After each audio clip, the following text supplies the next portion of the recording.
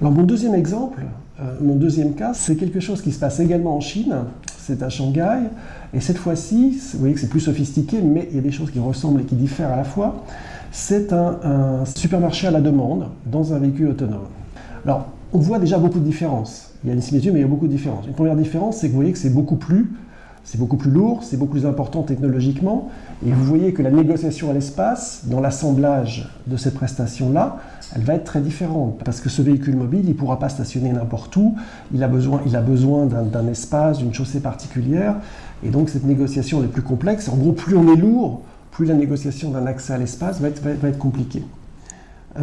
L'autre chose que vous avez dans ce petit film de prospective, c'est la grande saillance, cette fois-ci, des moyens de communication. C'était implicite dans l'exemple chinois que j'ai montré auparavant, mais dans cet exemple-ci, vous voyez que le rôle du smartphone, dans à la fois le fait de commander, de s'arranger pour que le magasin mobile soit présent, eh bien c'est quelque chose qui est immédiatement saillant.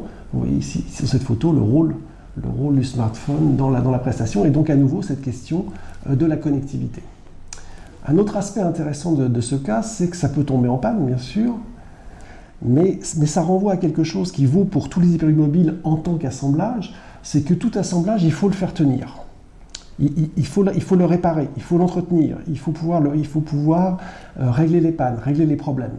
Et donc, qui dit hyperlieu mobile, en général, on vous montre des services merveilleux qui sont en train, avec des clients, et tout est en train de se passer, mais pour que ça fonctionne, il faut qu'il y ait toute une infrastructure de maintenance et de réparation, et il faut repenser, et elle est importante. Et il faut sans doute repenser ces hyperlieux mobiles, pas seulement comme une prestation